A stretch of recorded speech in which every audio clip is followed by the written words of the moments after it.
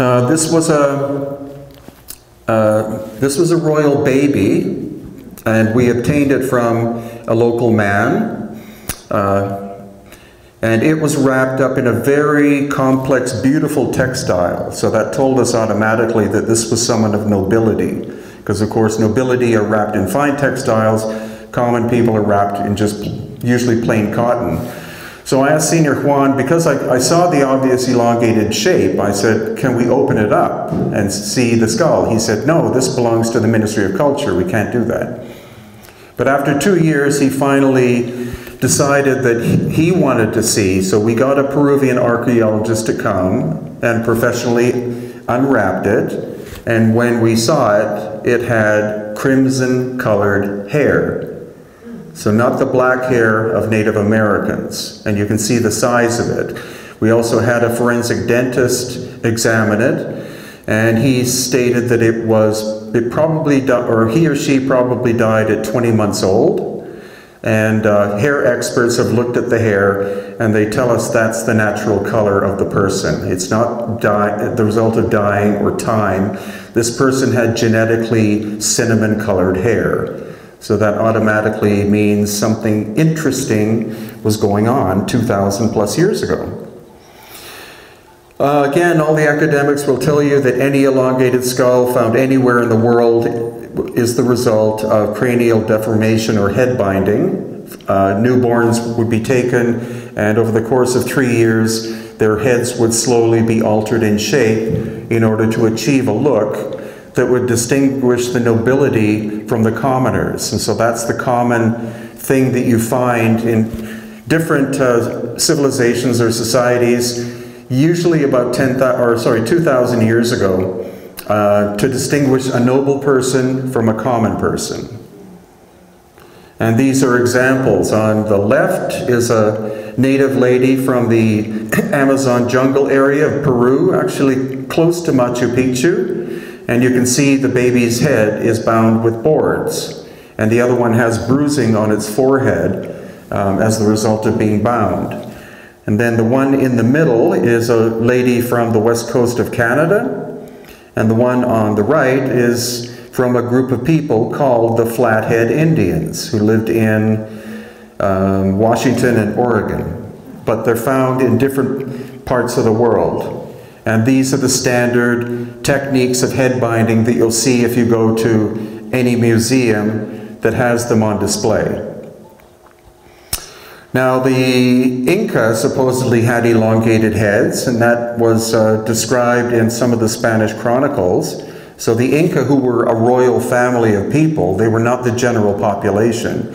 They would bind their babies' heads, again, to make them look different from the common people, and again using a stiff piece of wood or something in the front and the back, and slowly altering the shape.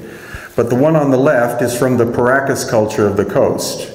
And to achieve that shape, I've been told by medical professionals, to achieve that dramatic a shape would have killed the baby. It's too much movement of the brain. You're changing the shape of the brain, and in some cases, the cranial volume of the Paracas was 25 to 30% larger than normal, and you can't alter the cranial volume of someone, because the bones are genetically programmed to connect with what are called the suture lines. That's where the calcium carbonate grows, and when they reach each other, they stop. So that creates always the same volume, never larger. So that's another genetic difference.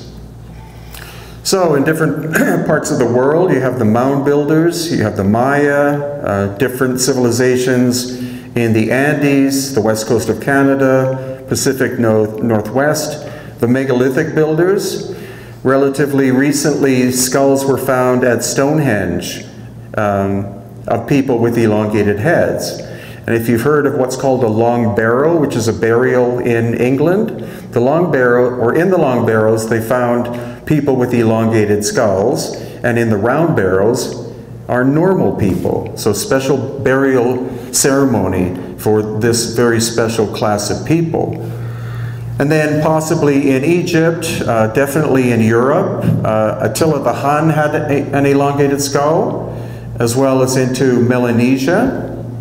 But again, most commonly about 2,000 years ago, and the practice died out in the 20th century due to pressure from different governments.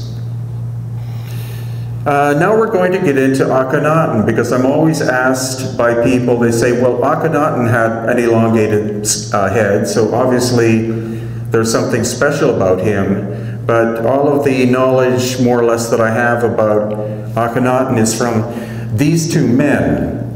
On the right is my teacher, Stephen Mailer, and he is an expert on ancient Egypt, not simply the dynastic period, but the pre-dynastic. And then on his, to his right is Abdel Hakim Awian, and he was the greatest, they say, I wouldn't use the word tour guide, but I would say guide of ancient Egypt. He started when he was 6 years old. He started working for a German archaeologist, and he was the one that everyone sought after in order to be the guide, including people like Graham Hancock and John Anthony West and Robert Bauval, etc., as well as presidents of countries, etc.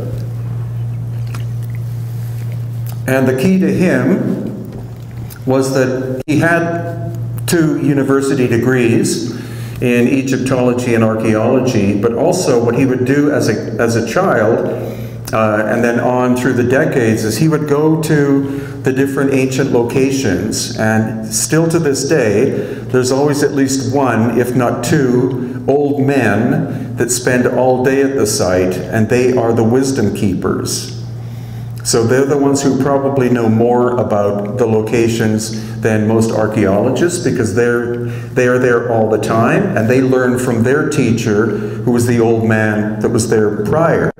So he understood what was called the Suf language, and that is what the ancient Egyptians spoke. Many people, or very few people, speak it anymore, but he learned that, and it was through that, and through learning the oral tradition from these old men, that the amount of knowledge he had by the time of his death has not been surpassed by anybody. So for example, each place name in Egypt is a description of the place itself. It's not simply a name. There's a location called Abu Sir, and that's actually the Muslim translation of the original. The original name of Abu Sir is Bu Wizir, and that means the land of Osiris. So that takes you back thousands upon thousands of years to the time of Osiris, pre-dynastic. And it's from Wizir that we get wise and wisdom and other words like that. And there's another location which is where the bent pyramid is, and it's called Seneferu. And what that translates from the Suf language is double harmony. So when most archaeologists say that the construction of the bent pyramid was a mistake, that the angle was wrong and they had to change it, it was designed that way on purpose. But that's part of another talk. So now we have the man, again, who's my favorite pharaoh. And the reason why he fascinates me is because he was such, I guess you would term rebel, whereas some people would call him a heretic. We do know his lineage. And we also know that his existence was, they attempted to cover up his existence as well as that of Nefertiti and the 6 daughters, because what he was, or what he did was, as he was growing up, he noticed that his father, who was Amenhotep III, was under the complete control of what was called the Amen priesthood. They controlled all the affairs of Egypt, so he had no actual function. But they would keep telling him, Pharaoh, don't worry, just stay in the palace and do whatever you want. We're taking care of the wars, we're taking care of the economy, we're taking care of the agriculture. So they had a complete grip on the entire civilization. And contrary, or actually the interesting thing is that also translates down to our time, because the word amen in the Bible comes from amen. And amen does not mean thy will be done. It means let it remain hidden. So they were the first of the true priests of a true religion, which is a boxed-in belief system.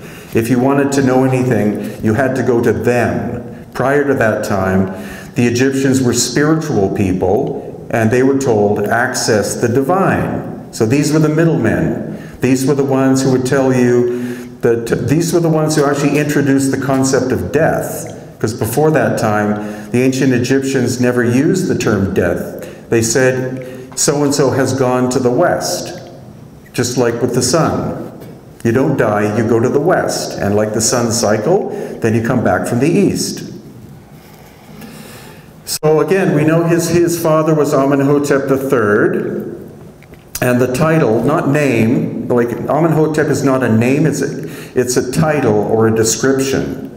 So he was born with the title Amenhotep IV. And what that means is devotee to Amen, or he who works or is the spokesman for Amen. He hated the Amen priesthood, and that's why he became such a controversial character. And he himself changed his name to Akhenaten, which means the shadow of Aten. And Aten is full-blown consciousness, as compared to let it be hidden. And so also his shape, like people look at him and they say, well, he must have been a hermaphrodite, or he must have been an alien or something because of the way he looks. But the difference between him and his forebears, or his ancestors, was that he didn't care how he was portrayed. He was a very enlightened spiritual person who was immersed in the deepest aspects of the mystery schools of Egypt. So when his sculptors came to either do a sculpture of him, he would simply tell them, portray me as I am, as compared to someone like Ramses II, who would say, make me 30 feet tall, very muscular, you know, very manly looking. He didn't have an ego in that way. He didn't care. Some believe that he had what was called Marfan syndrome, which is a disease that makes you anatomically look partially feminine, but I don't think so. I think he also was trying to portray the fact that he was a full human, in that he had his feminine aspect and he had his masculine aspect. But in some cases, the artist went a little bit out of control, but he didn't care. It's possible he didn't even look at the finished work. He said, well, if you want to carve something, go ahead.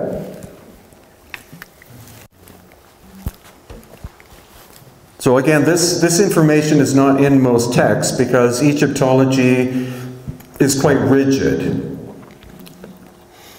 And again, the concept of Aten, which means basically everything, as in everything is part of God.